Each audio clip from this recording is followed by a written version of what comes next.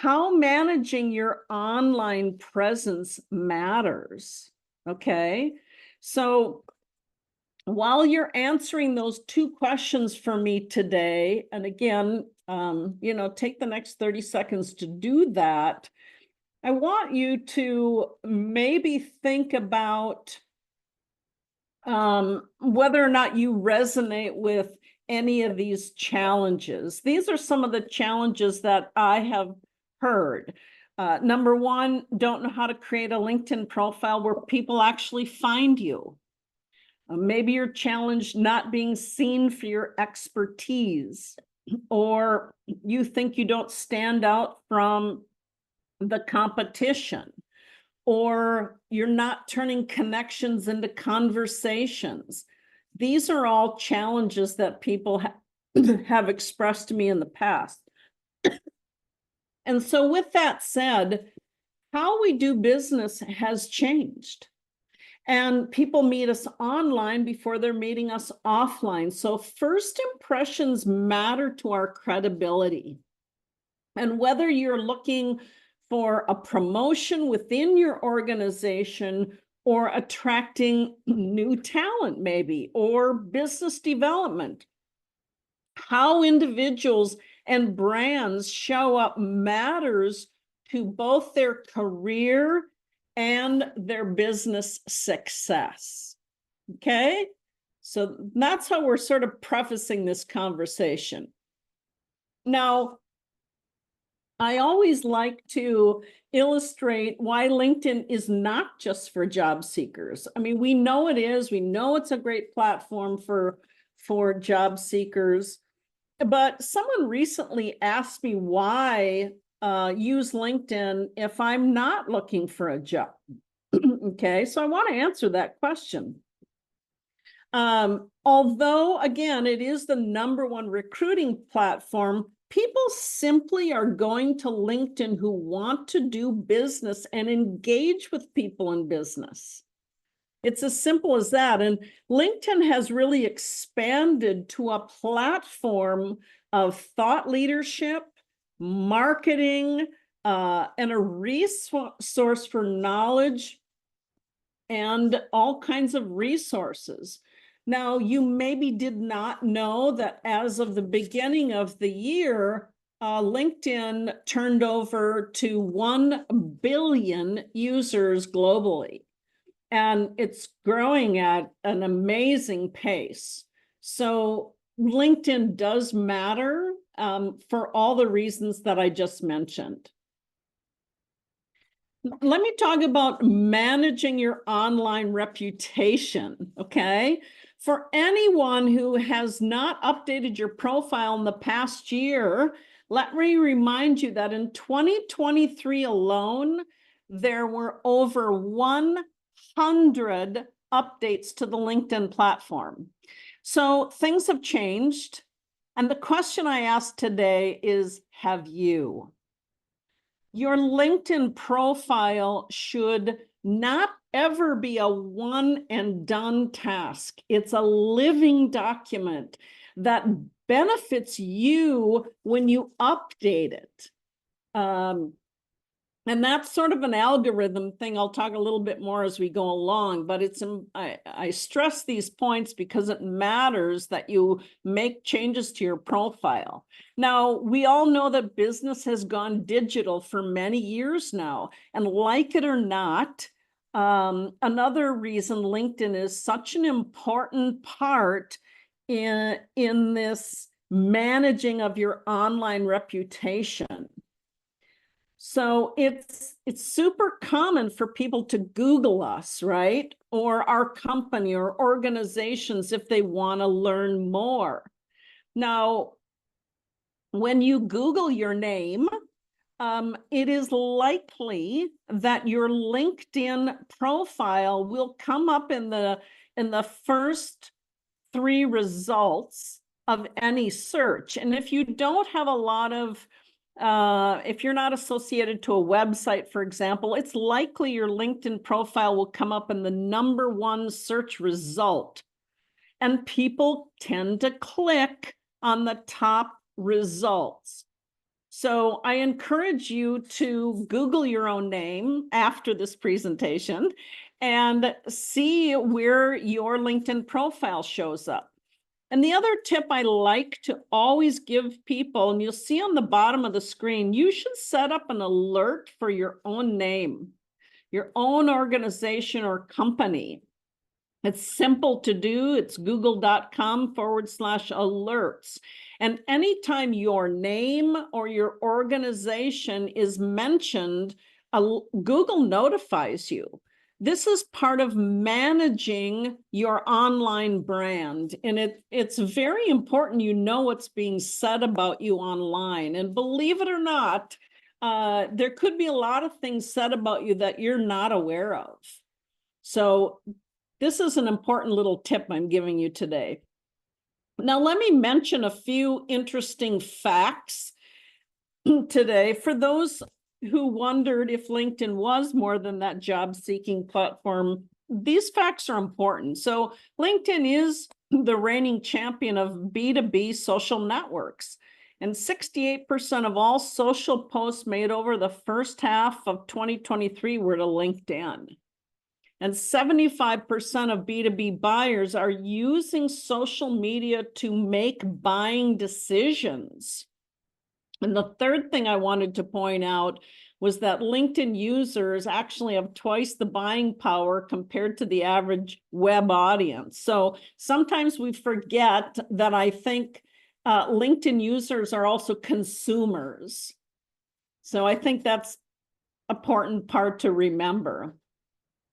Now, your profile, and this is my opinion, and I've taught this for many years, that your profile should be a resource and not just a resume. Now, we're all, in my opinion, we're all so much more than our resume. And typically, resumes are filled with historical data, such as what you did in a particular role. Now, if you position yourself more as a resource, you speak to your ideal client, it positions you differently. You want to be positioning your accomplishments versus what you do in a role. Those are two very different things. So when you're a resource, your profile should include what you do clearly stated, how you do it, and what makes you credible.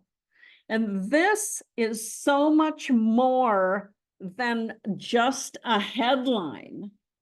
Okay, so I told you I was going to get you to think differently today about how you're showing up online. Now, let me talk about optimizing your profile. If you've been on LinkedIn a while, you already have heard the importance of updating your profile. You probably hear it all the time, but you can't optimize your profile if you don't know who you're optimizing it for. So what do I mean by that? Well, what is your goal for using LinkedIn? I would try to narrow it, quite frankly, to one goal if possible, and get clear on what that might be. How do you want to show up? How do you want to be perceived? Now, some examples of some goals, might be maybe your goal is to attract a high-paying coaching client, or you want people to join a group or a program or an organization, right? Maybe it's to build more brand awareness within your organization, or maybe it's leadership who wants to become more of a thought leader, or maybe you want to get noticed for a career change, whether that's in your organization or outside of your organization. But it's important to get clear on that before updating your profile. And I believe you could ask, gain clarity with these questions, right? So are you optimizing your profile for the right people based on your goals? Who do you need to attract to move the needle towards your goals? And, what do you want these people to do once they see your profile or visit your profile? Now, I want to expand on that for a second, on the what do you want people to do? That means throughout your profile, you want to have a call to action, which could be, it could be anything. It could be asking them to subscribe to a newsletter or follow your organization's page or set up a call with you. It could be any number of things depending on what your role is, right? But be specific, or your profile is just not going to convert to anything because you've got to direct people, right? They'll do what they see in your profile. If you're too vague or not clear on what you do in your role, again, your profile kind of leads to nowhere, and no action by a visitor. So focus again on who you want to attract when it comes to everything you do, including content. Now, I'm not going to really get into content on this webinar, but I want you to think about your goals and everything you do, because your content or your posts also need to align with the right people that you're optimizing your profile for. Again, and have one call to action. You could put that in the bottom of your about section or your experience section. What do you want people to do? Make it easy for people to contact you. That has come up over and over again. People have told me, oh, I went to your profile and I can't find an email. There's no phone number. People will move on. So you need to make it easy for them to contact you. So let me dive into this whole parts of your profile. And I want to start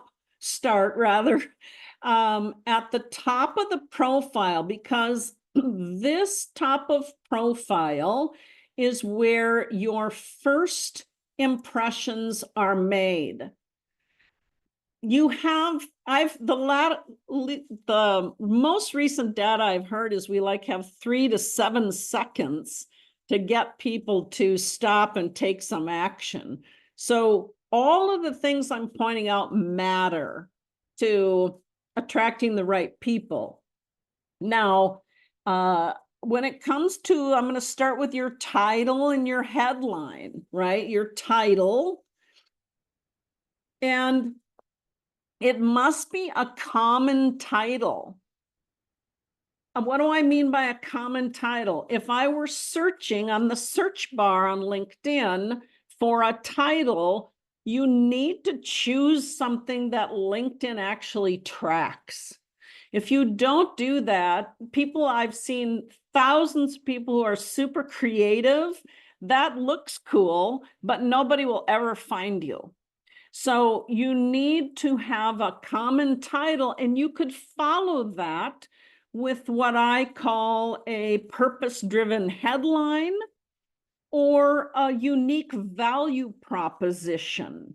This is about what you do and who you serve, right?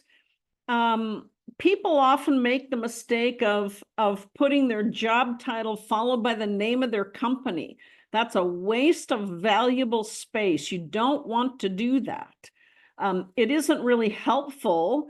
And right. And the other thing is you're assuming people know what you do by your title. And that's a bad assumption to make. So again, in the example is my profile you see on the screen.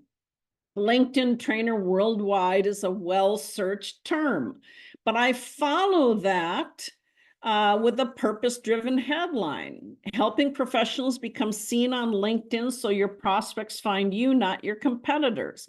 I change mine up from time to time, just because I like to do that. You could be doing the same thing. So, what's your value proposition, your unique value proposition? Take advantage of the space that you have available. So the next thing should be a given is your profile picture.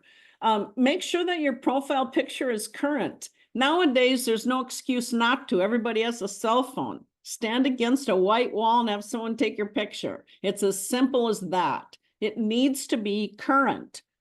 And then let me talk a little bit about the header banner, which you see it. I want you to think of this as like a giant billboard, right? It is a giant billboard. It takes up a lot of space.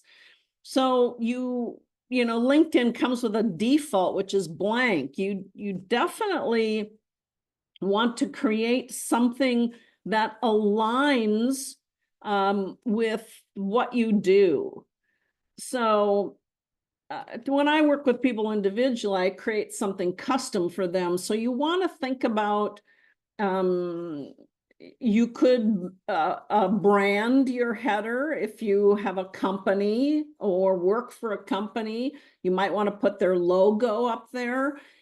Be super clear in this banner, again, what it is that you do, what's your expertise. So you're really teaching people a lot about you between the header image and your title and your headline. Also, you can add a link to the website now. If you're in the edit mode on the top portion of your profile, you have the ability to do this. Now, it's only available if you have a premium account, but to have a link to your website right underneath the profile is amazing, right? People can learn more about you quickly. And then there's also a section when you're in the edit mode where you can add your services. It's a good idea to do that because those are all keywords and they're all searchable. So think of the services that apply to what it is that you do. And again, getting this top part right matters to first impressions. And so ask yourself, will I know what you do by reading this top portion of your profile? Is it going to be clear to me in a matter of seconds? And you want to be as unique as you can. And that's why I suggest if you have a very common title to what you do, make sure that you add a tagline or a purpose-driven headline. You can be unique in your banner. So these are all ways to stand out. You'll notice there is a more button underneath this section, which is where you can add additional profile sections to your profile. I recommend that you add as many as you can, that this all adds to your credibility and your authority and also to your character. So don't overlook those sections of the profile. Now, underneath the top part I just went over is your about section. So next to the top of profile, I find this section to be very important because if you capture someone's interest on the top portion, they will scroll down to learn more about you.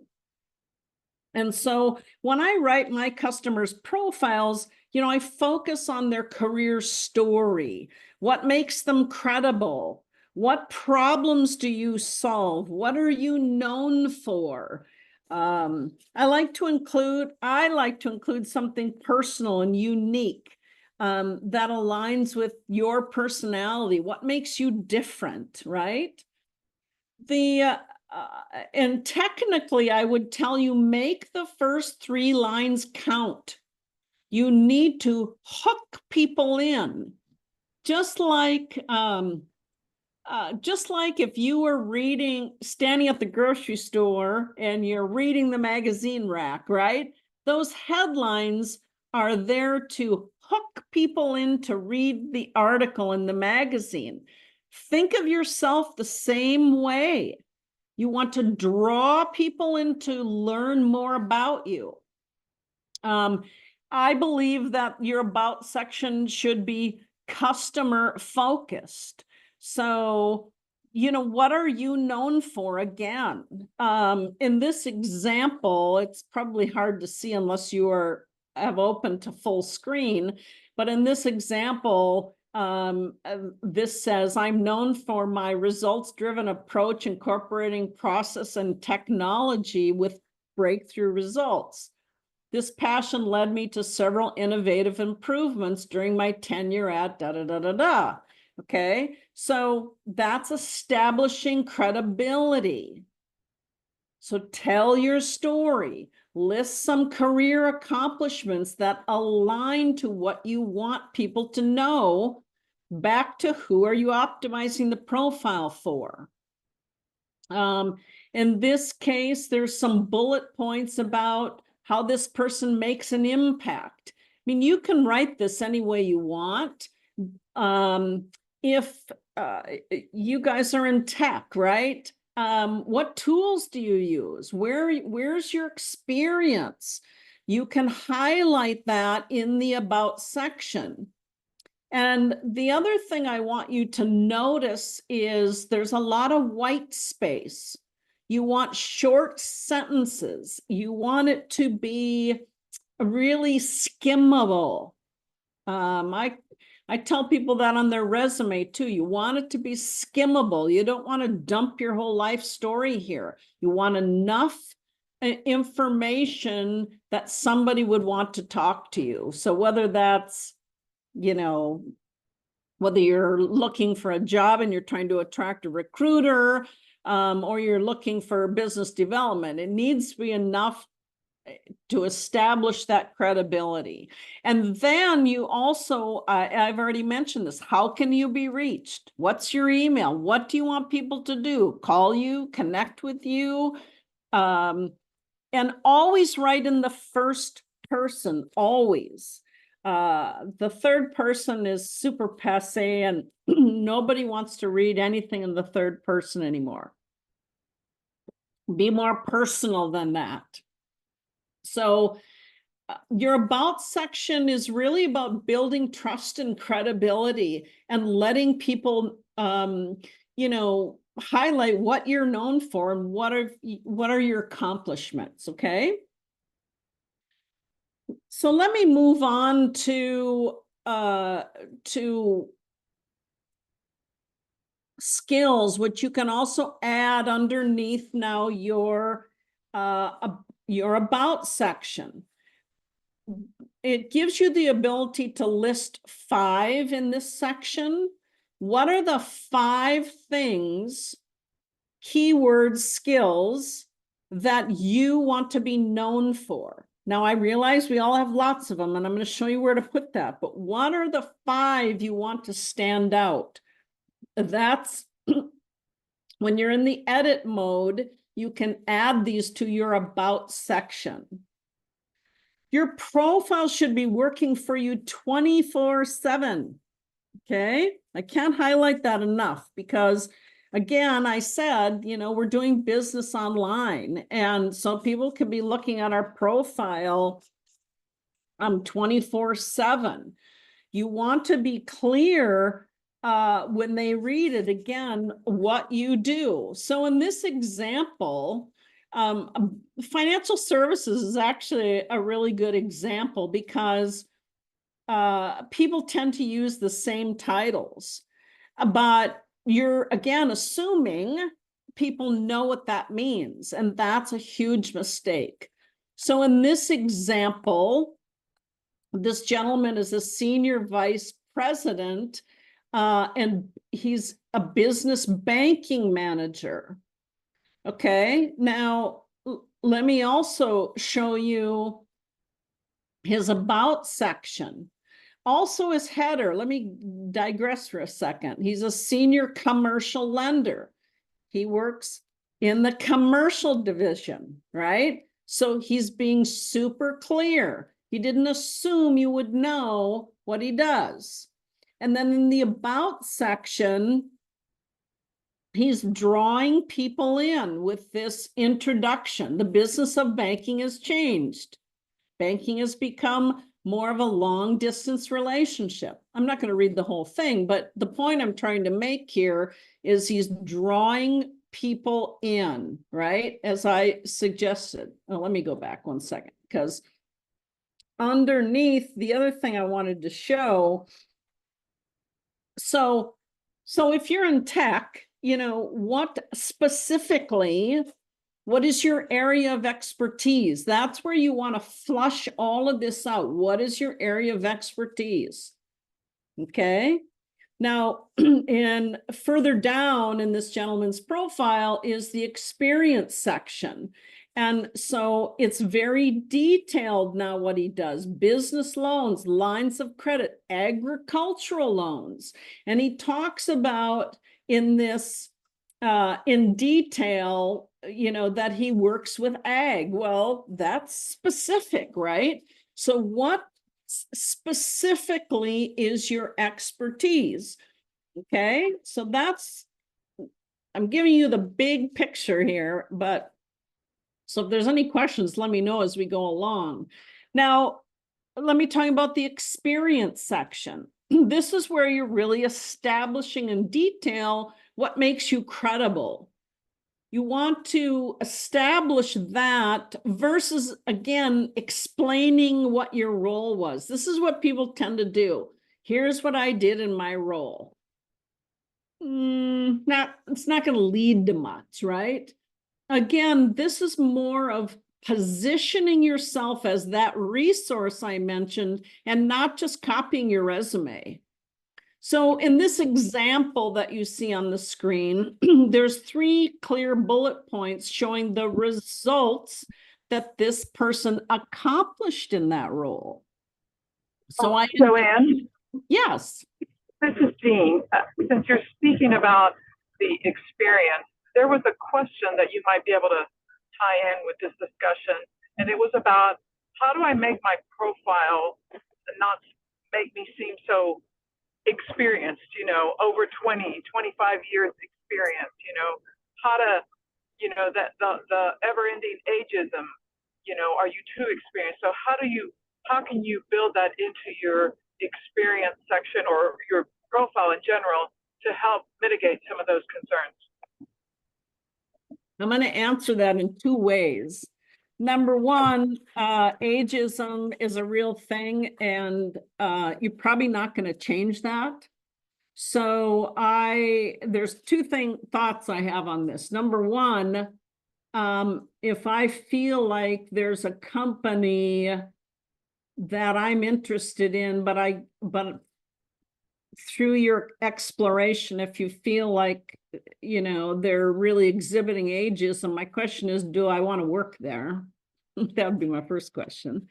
But secondly, focus on, again, the very specific accomplishments and less about the number of years. So if you're concerned that by saying over the course of 25 years, I did this, this, and this, leave that part out and be really specific as to, and bullet point out 3 key accomplishments that would align with the job you want.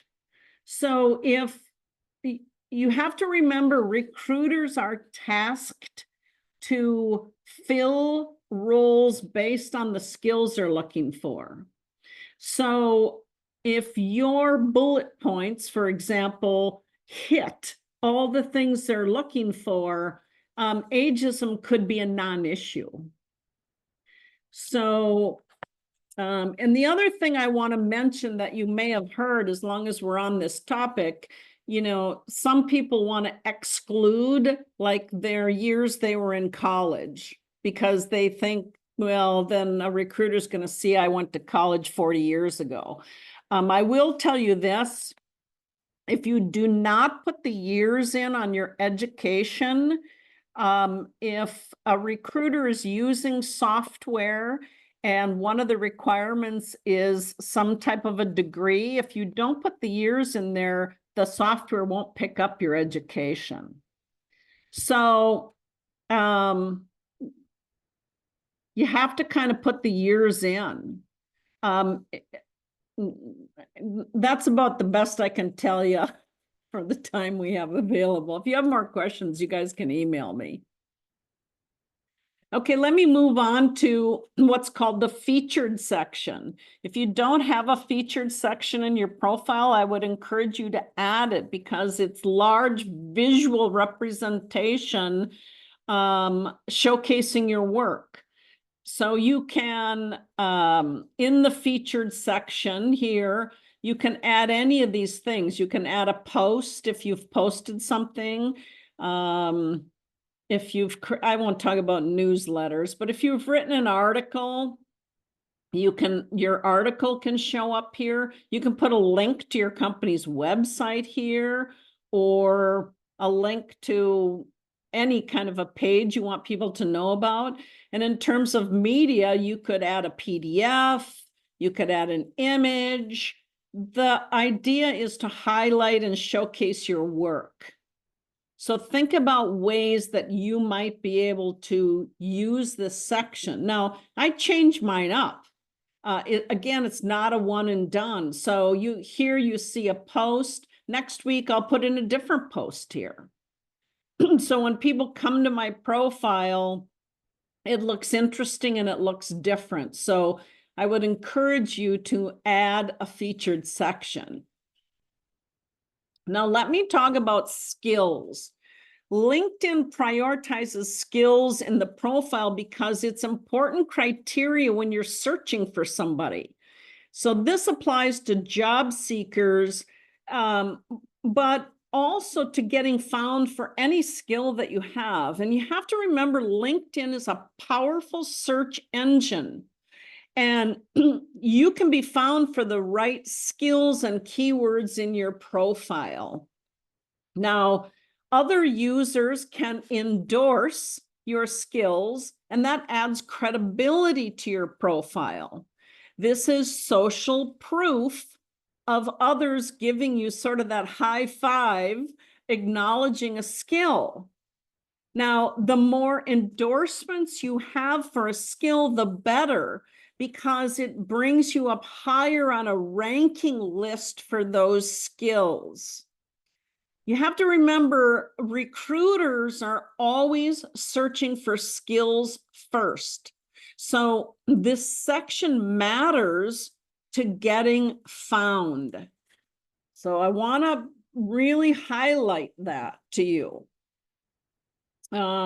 And so it shows the number of people who have also endorsed you over the last 6 months. Now, how you can help each other, especially in your organization, you can endorse each other's skills. If you're in the same industry, you're leading, you are credible, right? And so if somebody wanted to know, well, who was this person that endorsed this skill, they would click on this person and see their profile.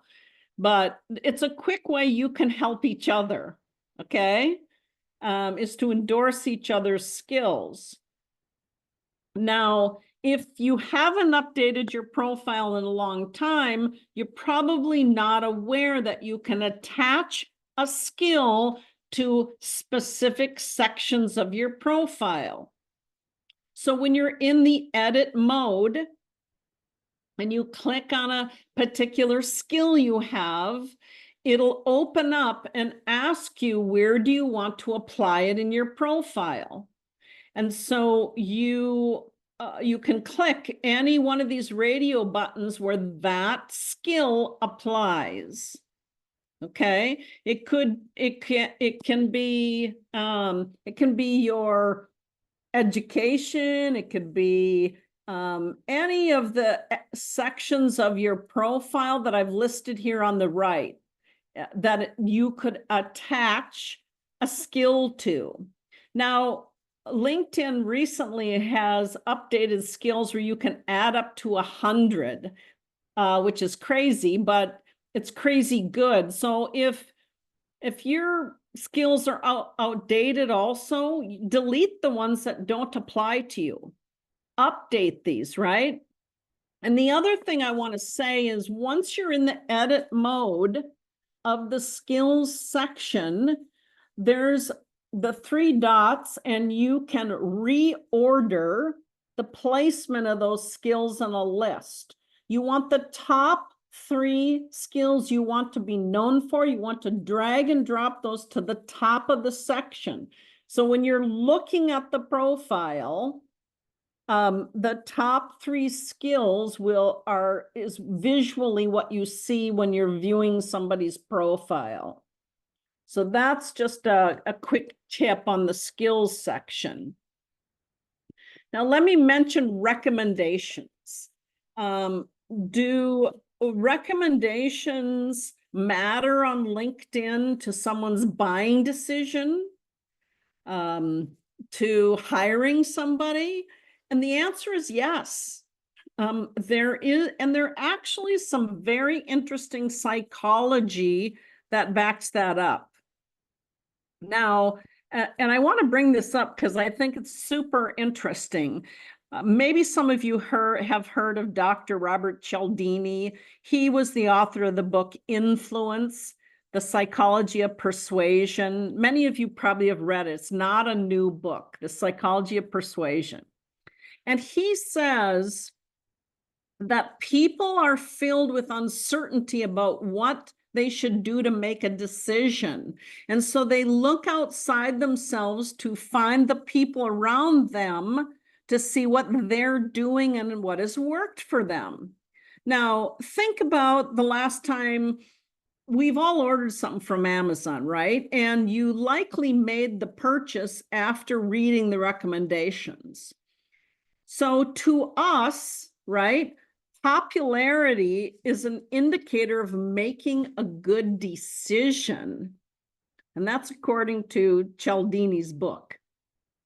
And so with that said, I challenge you to all of you here today to ask for at least one new recommendation for your profile from, whether it's a past client or a manager at your company, somebody that can speak to your skills.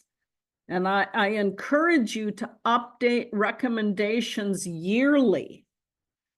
Because they do matter. And I've talked to many recruiters who have told me if they have 2 candidates that are equally qualified, sometimes things like recommendations will tip that decision. So it does matter overall.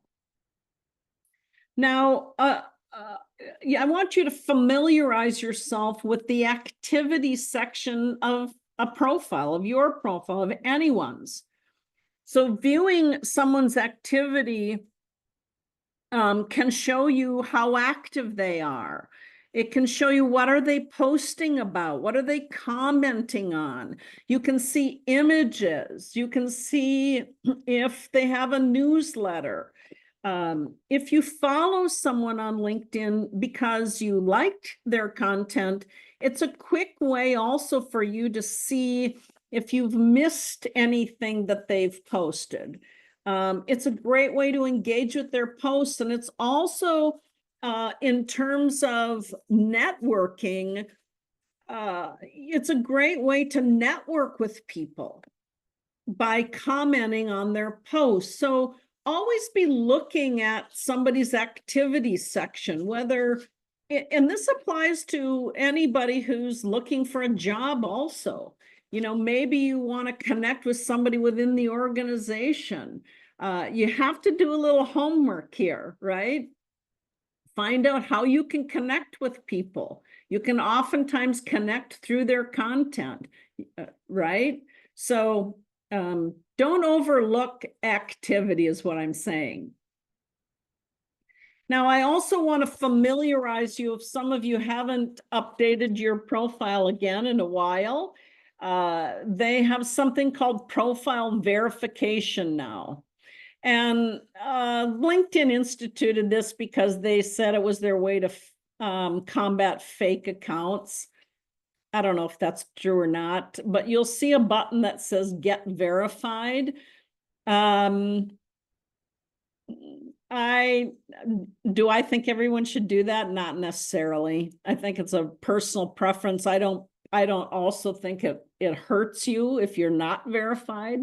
I just don't believe that. So that's just my opinion. They use the Clear system to verify. It's the same system they use at the airport for TSA. So if you want to do that, you can add that to your profile. The other thing I want to point out here is when you're editing the top of your profile, there's a section called add a goal in here. And this is where you can either signal you're looking for a new job, or maybe your company is hiring. You can do either one. And once you click on it, so if you click on finding a new job, this box opens and you can signal recruiters through here and position what it is that you're looking for. So it's a good way to put yourself out there. The other thing I don't have a picture of, but when you're in the edit mode on your profile picture, they have something called open to work banner that you can put around your picture. Should you use it? Yeah, if you want to signal recruiters, you could put it, I would test it. It's worth testing. Turn it on for 3 weeks, turn it off and see if you have any difference. And then if you really wanted to learn more about somebody in your network, this is new also. You can click the more button on anyone's profile. There's a drop-down menu and you can click about this profile. And then this box pops up over here. It can tell you when this person joined LinkedIn. It can tell you if they have a verified profile. Yes, I'm here and I don't have any questions. Oh, okay. So that's another way that you can learn more about somebody else. Now, let me kind of wrap this up, and I'm going to give you a few other factors, I think, to LinkedIn success. Number one, there are three. I'm just going to give you three of several areas of your profile that will rank you higher in a search versus people who don't do these things. Now, double check that you have the right industry in your profile. LinkedIn has changed industries, so make sure that you select one from the drop-down menu. Update, again, I've already talked about, but if you update your profile photo and your header image, this lets LinkedIn know that you've refreshed your profile and you come up higher in a search result. And the third thing I want to mention is to, again, verify that job title. And you want to always choose a job title. I mentioned this before, that LinkedIn is tracking. And I also want you to make a note when you are in any section on LinkedIn, you want to choose and select when they offer you options in a drop-down menu. It's always better to do that, because if you override a selection and you put in whatever you want, this can do you more harm than good. You want to get these filters right. And so when you are editing, make sure you save each section of the profile so you've saved this. Now, another interesting point to remember, if you don't put the, and I already mentioned about the education with no dates, you probably aren't going to come up in a recruiter search. So I wanted to highlight that one more time. Now, if you're following certain people on LinkedIn, you like their content, you're interested in what they have to say, You want to click on this bell in the upper right corner. You will get notified of their posts. So I think this is really worth doing. Again, if there's people that you want to follow. I also believe that you want to review these areas of your profile. You want to update your contact information. Are you there? There's an edit button for that. You want to complete as many sections as you can, and you definitely want to add any additional sections like, do you speak multiple languages? Have you published anything? What organizations do you belong to? All of these things matter to, again, your professional success. And if you are a job seeker, I definitely would make sure you click the button to follow the company you're applying for a job with. It signals a recruiter that you actually have interest in the company versus the opposite of not following a company. You just applied for a job. What does that say about you, right? All these little things matter. You want to be reading the posts from the company. Is there something they've posted that you could comment on that makes some sense? Now, also in looking at a company page, look to see, is there someone at that company, if you click on employees, that you have a connection into that company. You know, anytime we can get a warm introduction, the better. And the last thing I want to say about company pages is some of the bigger companies on LinkedIn, if you scroll their About section, you might see a box interested in working with us in the future. And if you click interested, it signals their recruiters. So make sure that you're leveraging these things as well on company pages. The last thing I want to bring up is settings. It's your obligation to update the settings. LinkedIn changes these all the time and you're never notified. So as a rule of thumb, I would review your settings 2 times a year at least. Maybe you're finding you're getting too many notifications. You can change that. There's a lot you have control over. You just have to make sure that you are really editing and going in and reviewing your own settings, okay? It's super important. So why should updating your profile matter? Because I said you're more than your resume. Be that resource. I want you to be a resource. Why does it matter? It builds your brand around what you're known for. It enhances your brand awareness. It demonstrates why you're credible. You're managing your online reputation. Let your profile work for you 24/7, right? As I pointed out in that one gentleman's profile. And then you want to showcase your work in the featured section.